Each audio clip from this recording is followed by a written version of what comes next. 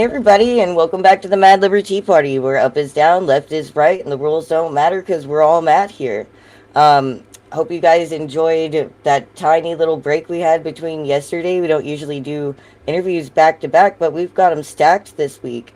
And today we have Ford Fischer here with us. He is a journalist. He's the editor in chief at and co-founder of News to Share and all sorts of wonderful, delightful things. Would you like to say hello, bro? Say hello. Hey, so it's good to be talking to you. I found your streams, your kind of conversations pretty useful and informative actually like a few years ago, and we were sort of talking off camera a little while back about how like our methods of media are very different, but we've actually covered Yeah, some of the same subjects, some of and the so I same think it's going things. to be a room for a really fascinating conversation. Yeah, I think so too, and I'm really looking forward to it.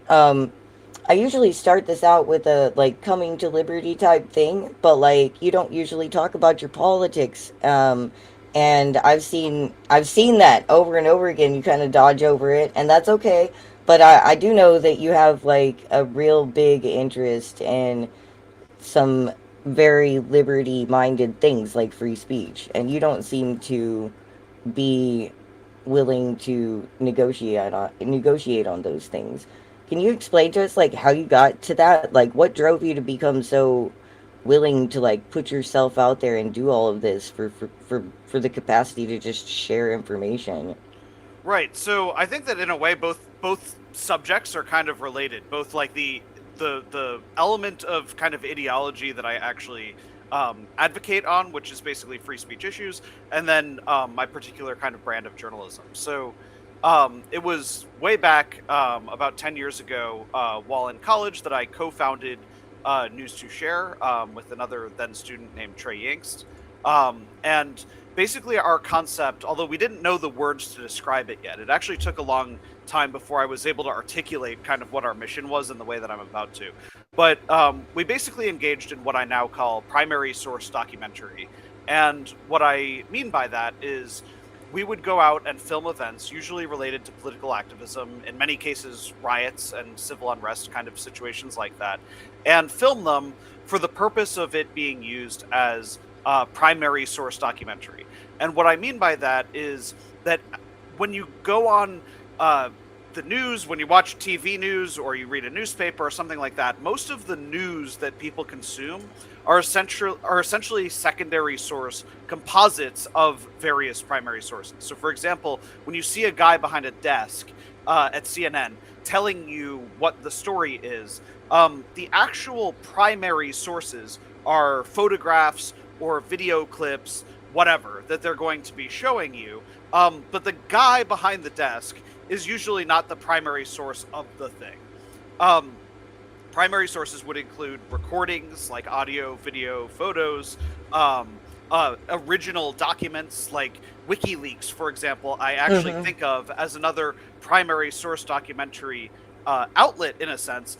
Even though it's, again, a very different type of thing, they're not publishing opinions, they're not publishing sort of narratives about things. They're literally just like, here's the documents, here's the files. Right. Um, and so I actually think that that's kind of the gap that's missing in the mainstream media, where they've become so they've gained so much of the trust of people who kind of just blindly follow what they're told about the thing that's being reported on.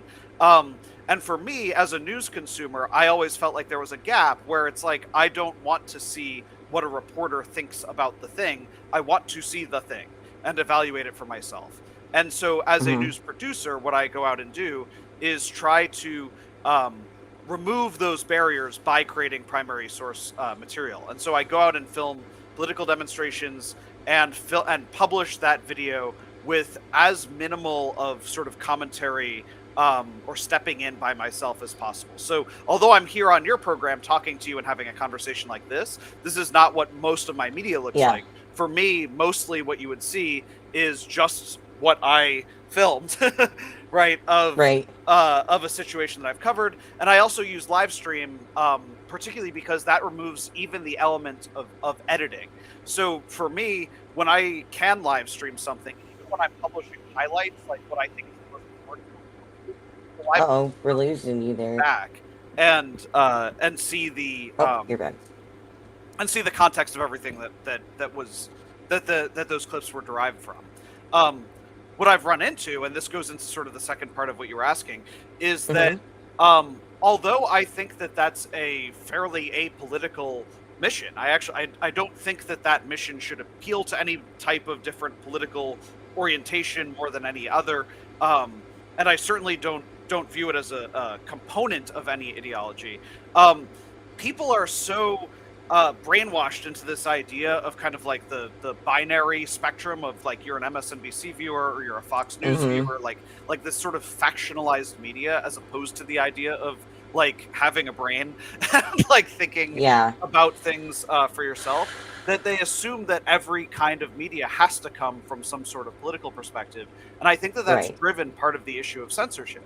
So when I have Yeah. covered various groups, this has been a frequent issue where I have, in some cases, been censored by YouTube, Facebook, Twitter on their inability to distinguish my coverage of an event, which is Right. impartial toward the thing that I'm covering, and being a thing of that event. YouTube, for example, has taken down videos of mine in the aftermath of January 6th saying that I was spreading election disinformation because Mm-hmm. I filmed raw video of people at Right. January 6th and in other situations proclaiming that they believed that the election was stolen.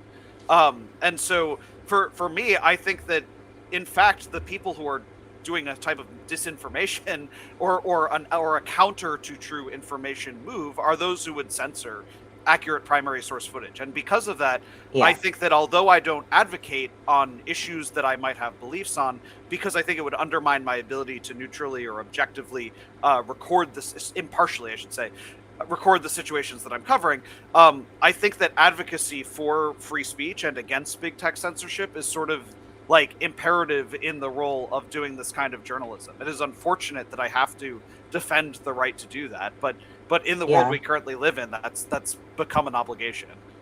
It's like Yeah, it's self-defense. it's interesting you bring it up like that because like honestly that being able to grab onto like full footage of things and be able to look at them, like that was one of the things that drew me to you and other people because like the only way that I can make a nuanced account of what was seen is to be able to see it. Like I lost trust in the media a long time ago because I guess I'm just stubborn and I want to see it for myself. So I will go sit and watch 6 hours of film just to see what actually happened. And I mean, I don't know if I'm just a nerd or if how many other people just sit there and watch the whole thing, but I mean, like, that's really the only way you can actually see what's going on because, like, I've even seen them like I watched a Fox clip of them talking to you, and they've got you framed in a political light so that they can use it to scare people about Yeah. Antifa and stuff. And like you're talking about how people don't ever get the full view and stuff from the media while they're doing it to you. And I'm just like, Yeah.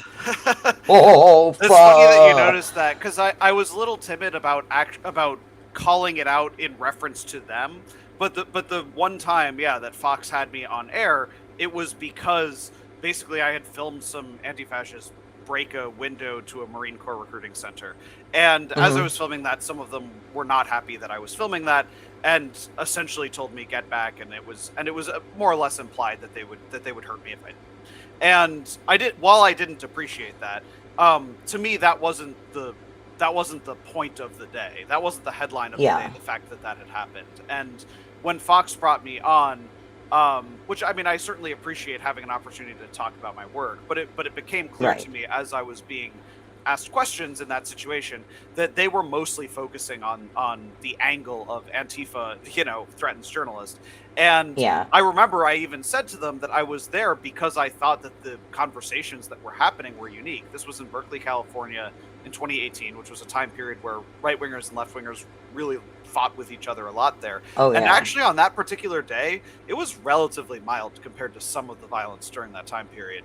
And there were people who were actually like talking. There were, I remember Hmm. that day very specifically. There were revcoms, members of the Revolutionary Communist Party, who were like debating with right wingers, and I find those conversations to be fascinating and worth listening to, even if Fox News is only going to care about it once a window is broken.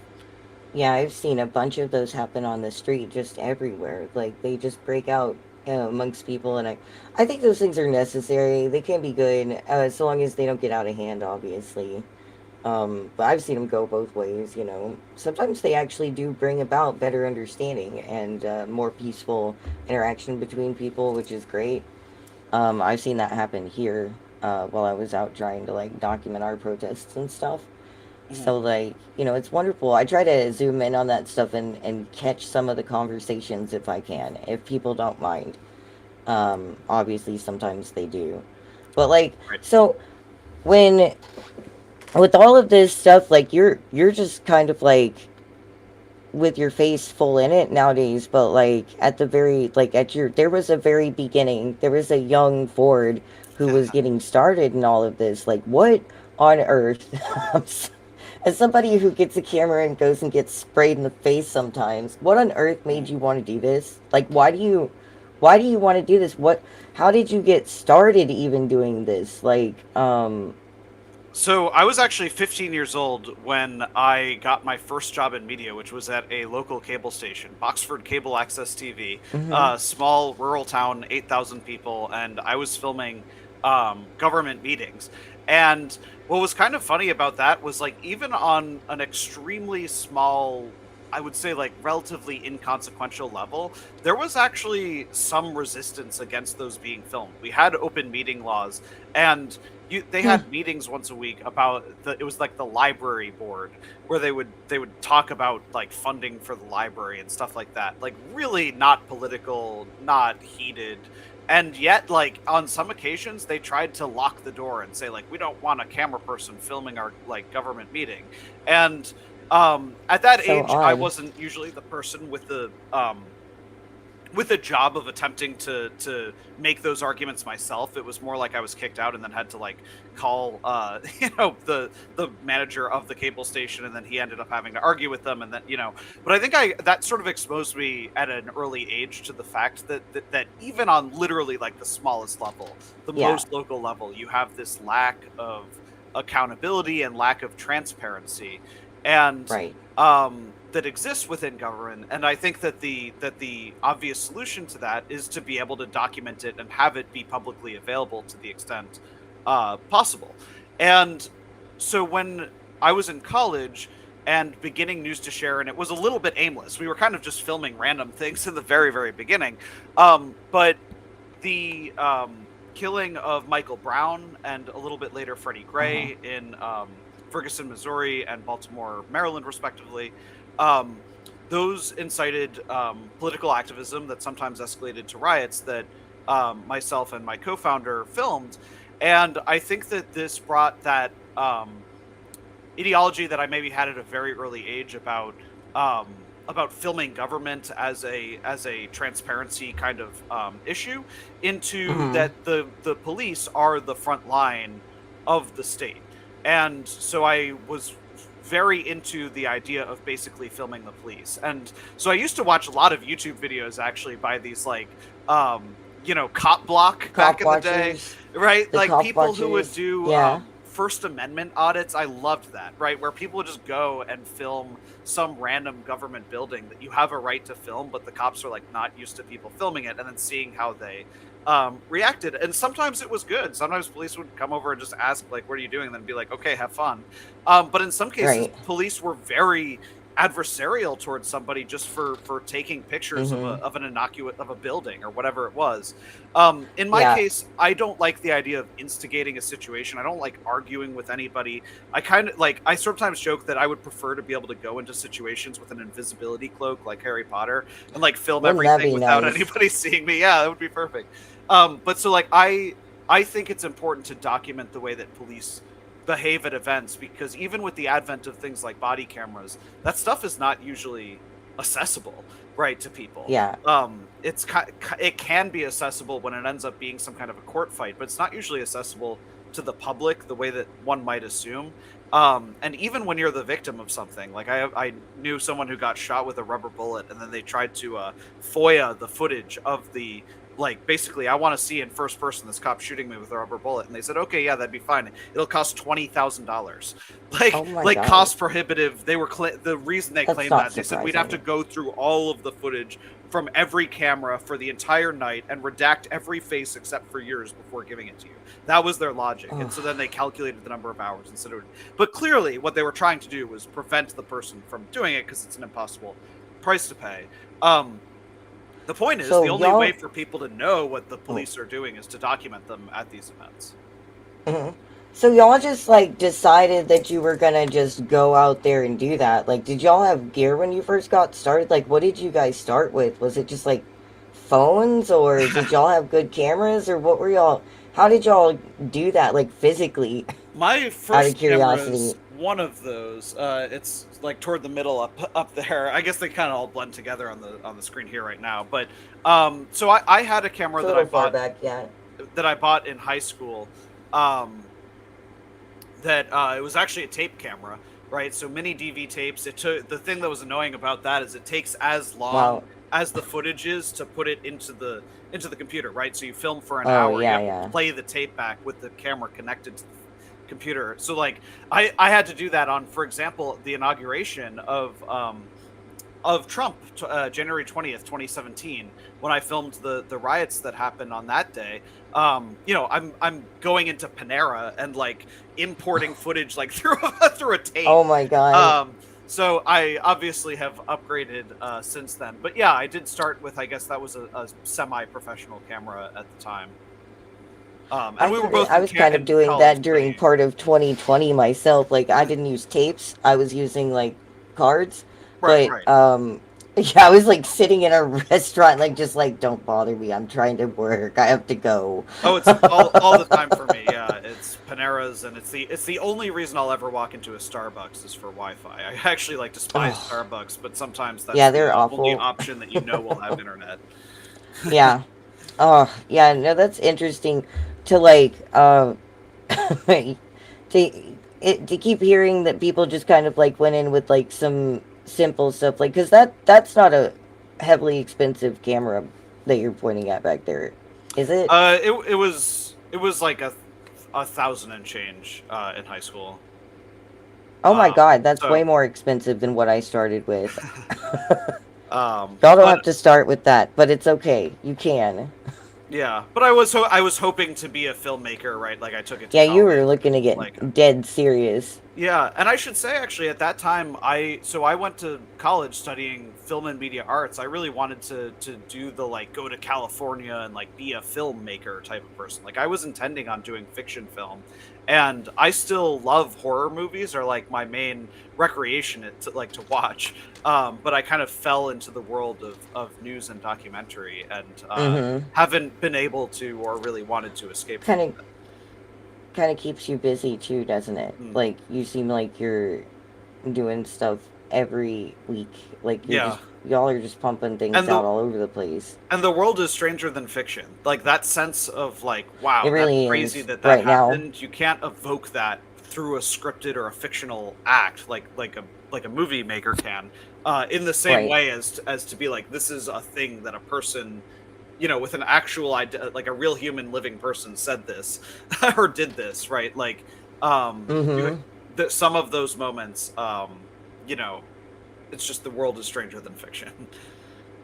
So how did you guys get about finding like your focus on it then? If you guys just kind of rolled into it without any real focus, like when did y'all snap into it and decide to like get real serious and turn it into like So I think it was what it that racial is? justice uprising that happened 2014 and 2015. It was basically right as we started, and there was Mm-hmm. sort of a reactionary response to that basically in 20 around 2016 as I graduated college is right when the Trump movement began.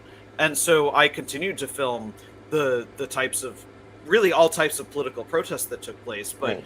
whereas that had been a lot of racial justice activism, it turned into a lot of Make America Great Again activism. And sometimes those two things would certainly not be happy with one another, to put it Right. lightly.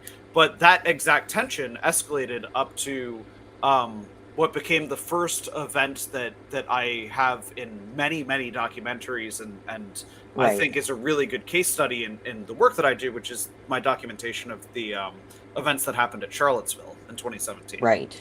Right.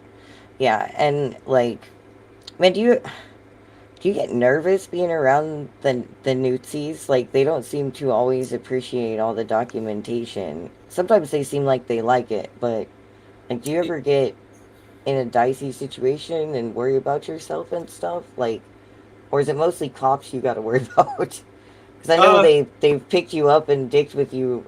I've seen you get freaking sprayed on TV. I mean, on the show and on your Yeah, show and yeah. everything. Pepper spray has been a very frequent thing. Usually, because of police overspray, like them, Right. like macing lots of people, and then I'm behind the person that they mace. Like it's usually that, Right. as opposed to them macing me in particular or something like that. I think the worst targeted thing that happened was on the night of May 31st, of 2020. To place this in context, this is the night before Trump holds up a Bible outside the White House Uh after huh. people were tear gassed to clear them out. So the night before that happened, I was shot square in the forehead with a rubber bullet. Oh So my like, god. as opposed to most other situations where I'm like, that was an overspray or something like that was a cop dead on fired at me, who was very obviously pressed. Um, Yeah.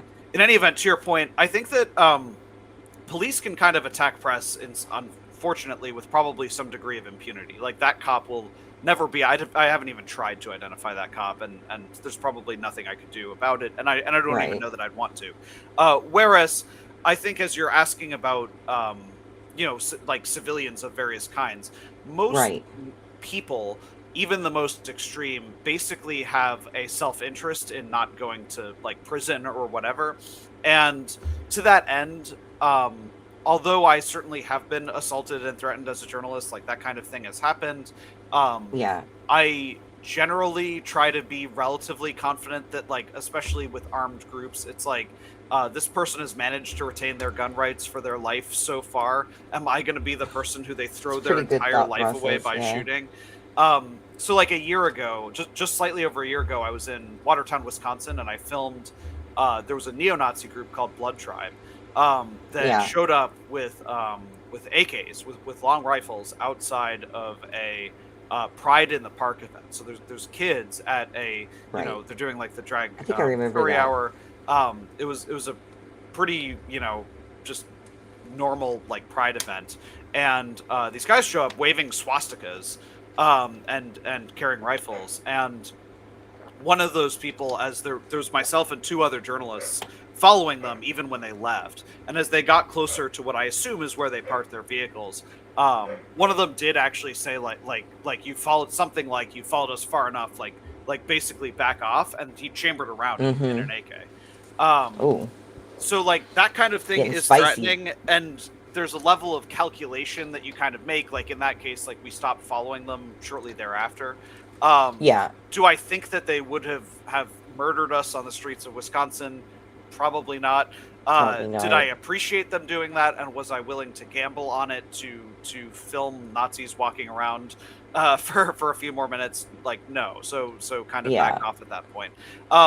There has been some level of like targeted anger that those types of people have had at me. Like the next time that I filmed that group, one of them said Ford Fischer, the fat man, and some of them used some Oh other god. words that I wouldn't quote back on YouTube, Right. lest Yeah. Don't get outlet us be banned. censored. Yeah, exactly. Oof. But yeah, I think that for the most part, political activists in general, so stepping away from that particular ideology, activists in general, if you're going to go out and spread a message of some kind, you probably want people to see it. So like the number of people who would go out in public and do a thing and then be mad that people are documenting you doing the thing, I don't think that that's actually Yeah. as common as some people might think. I also think that there's an exaggerated, probably in the media, sense of like even anti-fascists, right? Like the idea that, oh, they're always going to like attack journalists or something. Like they're wearing masks and black blocs so that if you film them, you still can't identify them. Like Right. those steps Right. that they're taking, or same with like the umbrellas, right? Like Right. I've seen some people go like, oh well, if they're putting like umbrellas up to block cameras, like in my mind, I'm kind of like, I would rather that they do that than view the camera as a threat. Like, if that's what makes them Right. feel safer, then they're doing that without aggressing upon anybody, and that's not really my problem. Right. Yeah. So I don't have as much of an issue with that. Whereas I take extreme issue to someone chambering around and implying that they would kill me or anything else Yeah. like that. Oh my god. Do you carry self defense? Am I allowed to ask that? You You can can ask tell me, me and it's none I'll of my tell you that the business and call answer me a is fed. no. I'm happy to answer that. But so the answer is on field, I do not carry any kind of weapon. So I don't necessarily You judge be people careful. who do. I think that it's a right that people have. I do know journalists who concealed carry either a firearm or something else. My personal perspective, speaking for myself only, is that while on field, even if it's concealed, the fact of having some kind of a weapon, if there was an altercation, changes the dynamic that people would read that in. If I was assaulted by Yeah. any person on any side and I produced a weapon to defend myself, there would be a perception that I was armed against that person, and that or that group or that ideology, and that perceived conflict, I think, would undermine, um, the my ability to cover these things and be viewed as a primary source who's trying to be impartial to what I'm covering in the future. I certainly am prepared to defend my own home if someone was to show up into my space, and I'll leave it at that, I Yeah. guess. But like, I, Yeah. but it's not. But on field, I think that it's not necessarily a good idea for at least myself as a journalist to carry a weapon. I know that there's a lot of anti mainstream media sentiment out there, Mhm. and I've had to deal with some of it like overflowing on me, but most of the time it doesn't because they just don't view me as like they're like, oh, it's just a person journalist. Do you get any of that overflow? Do you have to like deal with people thinking that you're like the mainstream media? Because like Uh, personally, if I was out there, I'd rather have somebody like you filming than like NBC or Fox or something. right. I think that the perception that I'm mainstream media on field, I think would only really happen if someone, and this has happened a couple times, where like someone just assumes because there's a large-ish camera that means that you're part of the media. That has Yeah. come out a little bit at like, I have a funny clip from the gigantic rally in Richmond, the armed rally, January 20th, 2020. There was a guy who was wearing a Trump hat, and there was a handful of camera people, and I happened to be right next to other journalists who I didn't know at this exact moment that this happened. But he was saying, "We will not comply," like referring to the gun laws, and then he pointed at the cameras and he was like, "Fake news! You're all fake news! You should be ashamed Oh of yourselves!" And no. it's like, I didn't take that personally because I know that he's not No. talking Yeah, I about get me it. for me. He just sees a camera and is just like, "You're all part of the same Right, right. thing." I haven't found that there's that many people on either side of the political equation who take issue to me in particular being somewhere, like identifying that's Ford and therefore we don't want him there. That hasn't happened very often, and to the extent that it has, I've generally understood it to be a misunderstanding. Um, Yeah. so I mean, I'm sure there are some people who don't appreciate you putting whatever you see out there, but like, I haven't really heard anybody massively complain about you, doing them dirty or something like that. right, so Um, it's a very rare accusation for somebody to like to want to say that in person, because the more common criticism that people have of me is for filming the opposite side, right? So like the more mm-hmm. common thing is that someone on the right will say, you filmed Antifa without criticizing them, ergo you're an Antifa or you're aligned with them, or the opposite, that somebody on the left will say, you filmed right wingers and you didn't explicitly condemn them in your act of filming them, therefore you're aligned with them or you're platforming them. And I Yeah, would dispute that by saying I'm not like, you are platforming me by inviting me onto your show and having a right. conversation that we wouldn't otherwise be having. Like, platforming isn't a Yes. negative term, but like, this is a platform. Right. Joe Rogan platforms somebody when he says, come into my studio and sit on my chair and talk into my microphone. When I go out to events, I'm documenting events that would be happening were I covering Yes. them or not. And so I Or don't view not. it as platforming to document a thing that would be occurring. Right. I mean, I guess if you were out there trying to add your punditry to it, then that might change things a little bit. But I Right. don't see you doing that. Uh, I've caught you on a rare occasion making a comment here or there, but Yeah, like I I've mean, never really seen you do a punditry. sometimes I chit Um, chat with people for sure, and sometimes that happens from behind the camera, and then like people hear like what I'm like joking about like privately, like yeah, that can happen, but I can't think of too many it's never examples like where an that's been intentional damaging or something. punditry. Yeah, Yeah, right.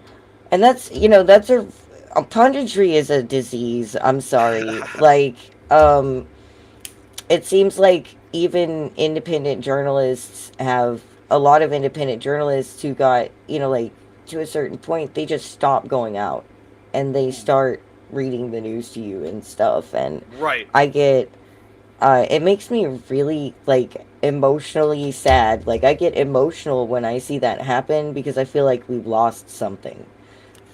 And I don't ever really want to be 100% in the green room. I want to be going out there too myself, and it's really respectable that there are people still willing to do that, because when I hit the streets, I pass the mainstream media on the way to the event. They Hmm. are outside of the event. They are not inside of it. They have their camera set up and they're doing their talkie talk. And then you Hmm. go, you know, a block or two down that way and stuff's happening. Like, Right. they do not know what's happening even to be able to tell you. And we need more and more people getting out there and doing things like this. I was super proud of how many people were doing that during like 2020, Hmm. just streaming everything, and we haven't stopped since. And I think that people like you kind of encourage people to do that. I have had so many people who want to learn how to go out there and do this. I usually just like strap stuff to them, tell them not to die, and like to go film stuff. Hmm. But like if you like, what kind of advice would you give to somebody who was starting out trying to do this stuff like brand new right now? Like, Right. I think so. Firstly, I mean, you can film on a phone, right? Like most phones today are 4K oh capable, yeah, which is theoretically good enough to be licensable to other places. Um, a couple of things. Firstly, like, do not give corporate news outlets your content for free. I mm, did it at the very beginning, like when I very first started.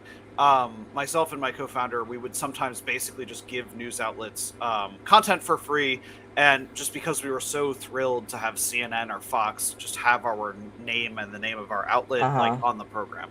Um, but your work has value, right, as a journalist, and so you whoever in internet land is thinking of doing independent journalism, like, but when people just give news outlets their stuff for free, they're selling themselves short, but also it becomes kind of a race to the bottom in terms of mm-hmm, news outlets have started to feel that because of social media, where they can just pull clips from social, either by just getting people's permission who don't know any better or don't care if they're not a journalist but just happen to record something.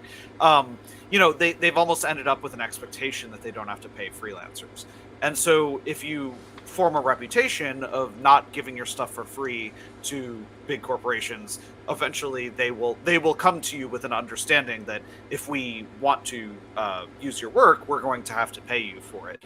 um, right. it can Have certainly you be had fine. a lot Yep. of them try and steal your stuff before, Yeah, or like, for sure. So I have found my work is watermarked in general. When my live streams unfortunately can't aren't do watermarked. I probably it should into or could figure that out.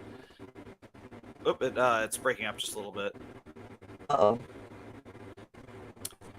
I'll keep talking in case you can see me, but it looks like I it's still harder to see see you. you. Okay. I Um, still see you. so I hear you. So all right, I'll just continue. Hmm. When I publish my high quality content on YouTube, Facebook, and Twitter, I put a watermark on it. And when a news outlet licenses my material, I give them unwatermarked full resolution versions of it so that it looks the nicest on screen. And because they've entered into Right. those agreements, they're going to properly credit it when they use it. Um, Sometimes I've found, or people have pointed out to me, which is how I've found, that a news outlet, or even in some cases a movie, will just have my work in the film, and usually the result of that is that in the news program that stole it, or the movie, or whatever, it's lower quality and it has the watermark because they just pulled it off of YouTube or whatever. And in Yeah. general, that is called copyright infringement, and it creates a cause of action against them.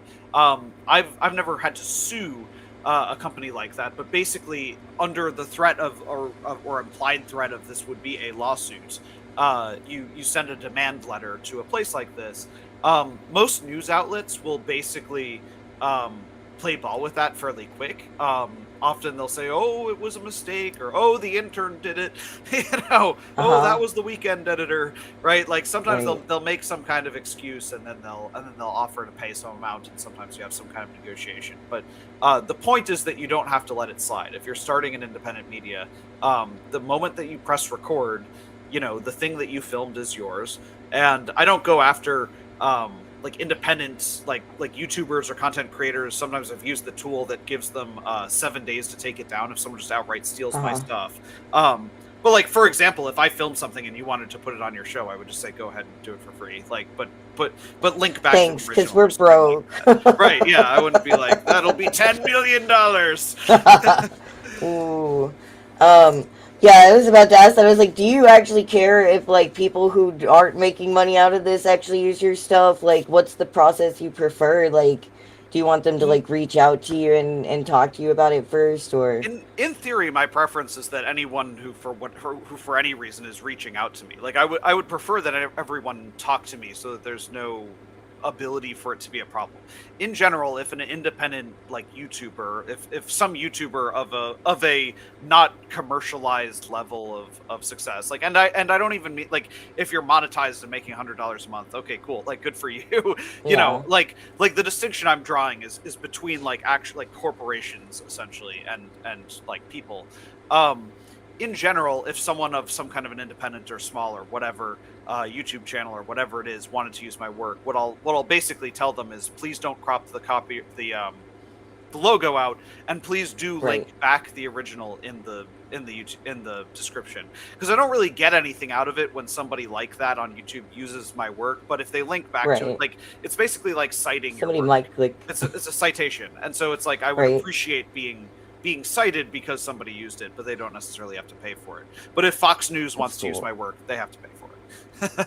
Yeah, and your advice on making them pay you, like that goes even for like the activist journalists out there who are like trying to, be like, oh, I don't, even if you hate capitalism, make the mainstream media pay for your praxis. Like, Right. use that to help other people do it. Use that to make a platform like Bro here has done. And like, sock it to them with it, make them pay for your praxis. And that's an excellent thing. Don't shy away from that. Like, we're stuck in it. Take Right. advantage of it. And you mentioned kind of that there are independent journalists who come from political perspectives, right? Like, I might call them, a term I use is like advocacy journalists. And in some cases, those people do something sort of similar to me, which is like going out and filming political activism or something. But then they'll publish with a particular bent. Like whereas I Yeah. wouldn't endorse an event that I'm filming, someone might go out and film the thing, and then they're explicitly condemning or condoning the thing that they're documenting. If you choose to do that, all I would say is, still have the boundary of non-participation, right? Like, don't instruct people to do things To do things. other than Yeah. answering your question. That's But sussy. but I have seen people who I certainly wouldn't name, but like, I have seen people who present themselves Me as too. advocacy journalists on Twitter or something like that, and then they're actually out there, using chalk to like write a message that they're then filming, or they're telling Yeah. activists oh, you should do this so that I can film you doing that, and that kind of staging is journalistically inappropriate. It's okay for people, I think, to have a bias and then wear it. Like, if someone wants to be a justice journalist, an advocacy journalist for some issue, like have at it. Mm-hmm. I've met that kind of person, and I have all respect to them as long as they wear it and are clear about what their kind of position is. But you can't Right. interfere. You can't participate and then document the Right. thing you're participating in. Like Spider-Man, Yeah. right? Like Peter Parker is setting up the camera and then posing as Spider-Man and then selling it. That's no good. Yeah, don't. That's the only time I'll ever say don't be like Spider Man. Jeez. I didn't even think about it like that, but that's actually Right. true. It's kind of scary. Oh my.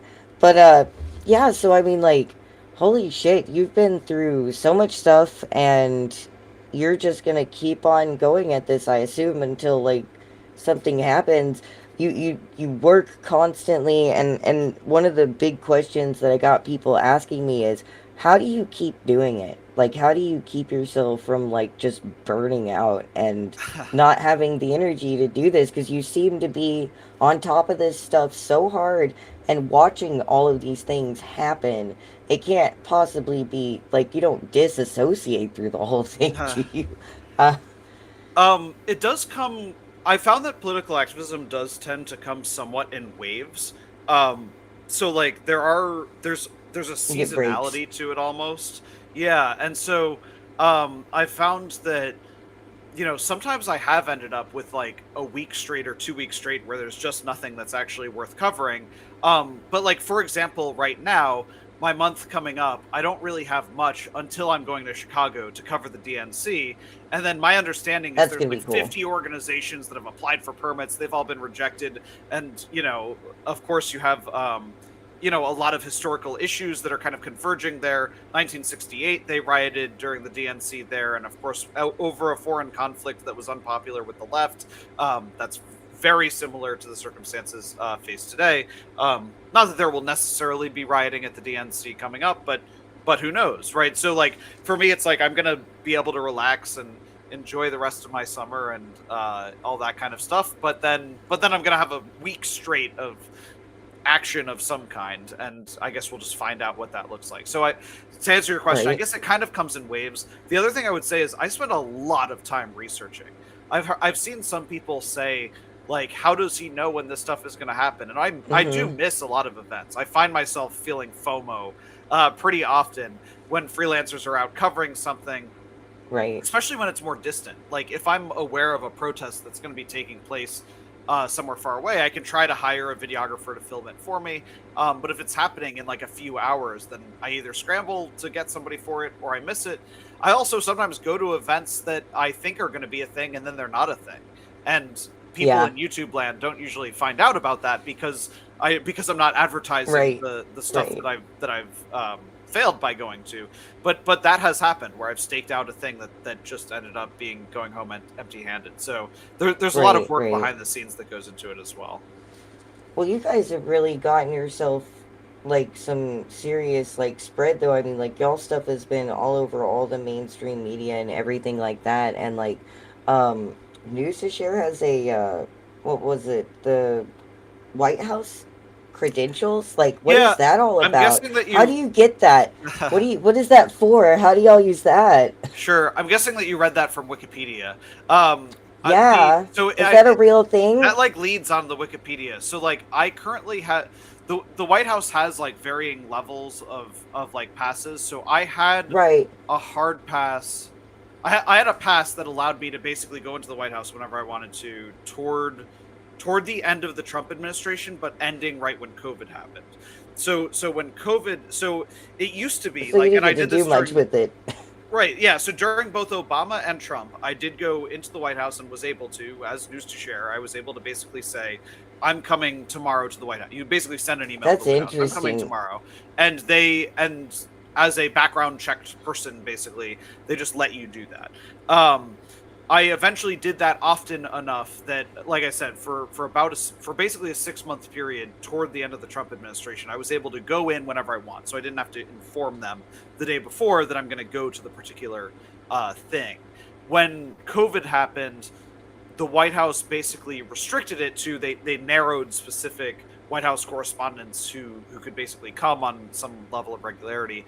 And so I actually essentially haven't bothered going back since then.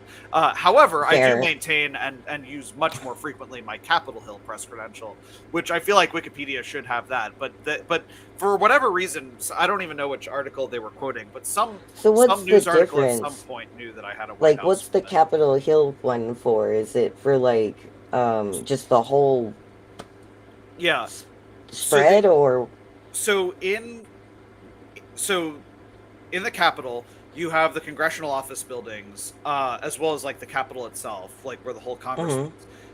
Basically, you can't film in the actual like galleries where the Senate and the House are. Those are cameras controlled by the Senate and the House, and that's essentially what you watch on C-SPAN.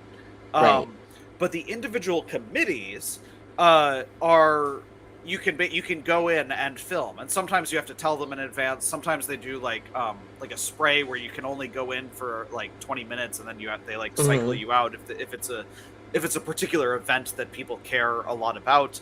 um but so I'm able to what that pass allows me to do is film congressional committee meetings, whereas other people cannot take out a camera and film in a committee hearing. Huh. It also allows me to film in the Capitol in general, which you're not allowed legally to protest or hold demonstrations inside of the Capitol. But I have filmed, and I'm not talking about January 6th here. But I Right. mean, I have filmed, like, for example, the Brett Kavanaugh protests. Those were people who went inside and blew rape whistles in the hallway. I've Right. just as recently as last week, I filmed anti-war demonstrators singing inside of the Rayburn House office building, and then be promptly arrested for like "Thou shall not sing" in the Capitol. Like I it's should not unlawful sing. picketing, right? Oof. And so my ability to film those demonstrations is because I have that Yeah. credential. Um, those buildings are open to the public in general, but having that But credential public makes it can't film.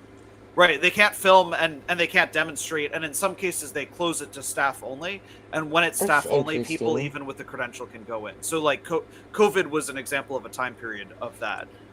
But you don't have to be a mainstream media person to get these credentials. You can just apply for Right, them, right. You have or to you apply for it and you get it. A lot of my friends do it through, so you either do it through an organization. So in my case, I have credentialed News to Share as an organization, and I basically once a year tell them, "Yep, I'm still News to Share. That's what I'm doing," and then I get the right. thing. You can also apply as a freelancer. If you apply as a Mhm. freelancer, you have to send letters to the Radio Television Correspondents Association, basically from organizations that are accredited, saying this person freelances for us. So someone would have to come and say, I'm a freelance photographer and I sell my content to Getty, the New York Times, and Reuters. And if you have letters from those three organizations, which are themselves credentialed, then they will credential you as a freelancer. That seems to me like quite a hassle. That But I sounds do like know so some people much who do that. easier, though, just getting credentials instead of having to sneak into press lunches. Well, yeah, right. So anyway, I'm able to basically film those things, but honestly, like I like filming political activism because I think it's more thumb on the pulse in a way that you can't capture by Oh, trying to yeah. film politicians. People, the congressional. I have some friends who are full time on the Hill, and to me that just sounds like hell. It's just the idea, like having to literally just spend 40 hours a week filming nothing but like members of Congress in suits, like chasing them around, like Nancy Oh, Pelosi, no, please no, give no, us a no, no, quote no. about this or that. Like to me, that feels very monotonous and And it sounds like banal. cyclical. I like the idea that to me, people protesting about some issue or another, you have to care a lot about something to go out and yell at a building or worse about it. Well, yeah, like they're up there filming the speakers of the nation, and you're down there filming the voice of the nation. Right. In my opinion, it's like the we the people, right, Yeah. as opposed to the supposed representatives. Well, I feel like you and other people who do things like this, like y'all are a very strong weapon to use against the narrative that has been like swept up in all directions all around people. And I hope that it can continue to chip away at it and everything, because man, if it keeps getting wilder and wilder and we can't find something to speak on. Our post truth. I don't know what to call what we're in right now, but they don't like to tell anybody what's going on. They just like to make things up, and I worry about you out there. I really do. I actually sit there going, "Oh my god, oh my god," Yeah. um, because like I don't want anything to hurt happen to you or hurt you because like it's amazing that you're out there and willing to do this, but like also you got like balls of steel to be out there too. You haven't like you've seen how wound up everybody can get and how dangerous the cops can be, and you're still out there time after time doing this, and it is extremely respectable. I really look forward to like getting to see you do that for a really long time, I hope. For sure. uh I want to like ask you, like, I've asked you a bunch of questions. We've kind of gone back and forth and everything, but like, if you had anything to say to like, you know, journalists or people who are activists out there that watch you and respect your coverage and stuff, what would you tell them right now? Like, advice into trying to like anything. Like, what is your heart desire to speak? What is my heart desire to speak? I guess I would just say if people are already following my work, then they probably know that this is how I feel. But I would say that media tends to oversimplify situations, and so in my opinion, the solution to that is watch long form content from the ground at things rather than what people want to tell you about them.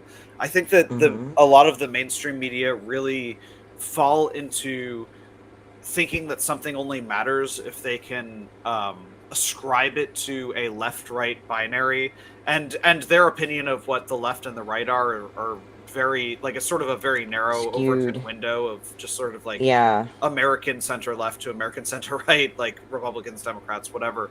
Like, um, situations are more complicated than that. I have filmed so much. Infighting, for example, right, is a really fascinating subject where of any political movement where there are factions within movements who disagree with each other over individual details, and that can be some of the most fascinating conversation about political issues is when they debate with each other or have some kind of Mm-hmm. disagreement within a movement. And I think that because the mainstream media tends to just frame every conflict as here's what the right and here's what the left say, um, that they lose the nuance of either side. They lose the types of things that people would debate with their own side kind of about. Right. And so I think that you have to look at independent journalism covering these events on the ground.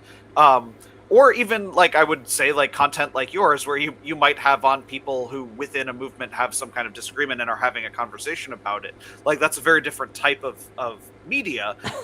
But Yeah, it it's kind of still is. but it still feeds that same issue, which is like you have to be able to see in long form how people deal with their disagreements in order to Right. understand them and form your own opinion, whether it's within them or siding with somebody or not, or just saying all of these people are wrong. And sometimes it's okay to say everybody's wrong. That would be the other thing, right? Is Right. the media Yeah. makes you feel like you have to be on red team or Right blue and team, or and wrong. Yeah. sometimes everybody's wrong, or at least I feel that way. Like, and it's I okay to feel that come to way a that lot. conclusion. Yeah. I feel that way a lot lately, or at least that everybody's kind of like at least half wrong. There's a lot of you're so close, but not quite. But Right.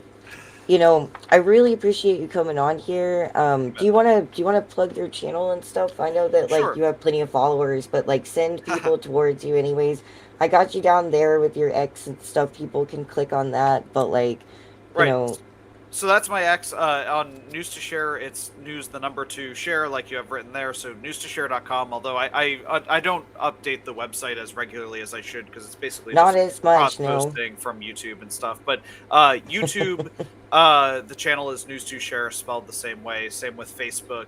The algorithm on Facebook has been killing me. Like, I think Facebook is just completely like dumping, independent content creators like in I see favor your of dog stuff on pictures. Twitter faster. Yeah, Twitter seems to be having the most momentum right now, I guess I would I say. hate But it though. yeah, I force myself to use Twitter as a platform. I actually really love the YouTube community. I Facebook I used to like a lot more, but again, right now, like algorithmically, it's just kind of like Mm-hmm. become a little useless. Twitter I Yeah. really dislike because of the way that that people are inclined towards making everything short, brief, like that issue of oversimplification. I think Twitter So you're feeds probably into never that gonna a lot. open a TikTok. I hate that. Yeah, no, I don't have TikTok. I refuse to use it. My wife uses TikTok, and she's like, "You should have a TikTok for your work." And I'm like, I forego any benefit of TikTok because I literally just like again, it's that forced simplicity and Yeah. frankly, the way that people use TikTok, where I just see them just and they don't absorb anything for more than 5 seconds. Like someone can be on TikTok for like a half hour, and then you ask them like, what And did not you even get out of notice that? it. And they're like, I don't know what I would just watch. Like they're just Oh no. it's just Yeah, no, I've seen that too. I've occasionally on accident done that myself, but mm, yeah, I guess like I hate the Twitter, but that's probably the fastest I get your updates. So like yeah, if you're looking for their updates and what's going on, I think that's probably the best place to go. for Also, you sure. get these play-by-play posts that are very Right. nicely put together. They're really nice. I like that.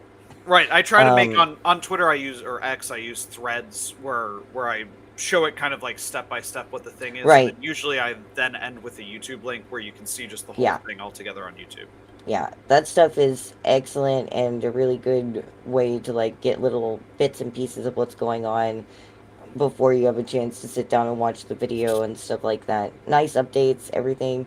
I hope you guys will keep an eye on them and keep an eye on other people. And I hope that you'll take care of yourself out there because, like, yeah, don't make me watch you get beat up by a cop. Thank you, much appreciated. Until, I guess I have to. Shit, I forgot to close. We have a closing. Okay. I hope that you guys. I don't have anything planned the rest of this week. I do have next week. We're gonna have a Christian anarchist come on and talk. We're gonna be talking about the appropriation of Christianity and anarchist ministry and all sorts of really cool stuff. So like, tune in next week to get some of that, and later on in the week, hopefully, to get some really interesting discussions about um, uh, the history of unions and things of that nature. Until then, I'll see you guys later. And thank you, Guy, for coming on. Thank you, Ford, so much. You got it. You guys stay safe. You stay safe. Everybody, just keep yourselves free until we see you again. Bye.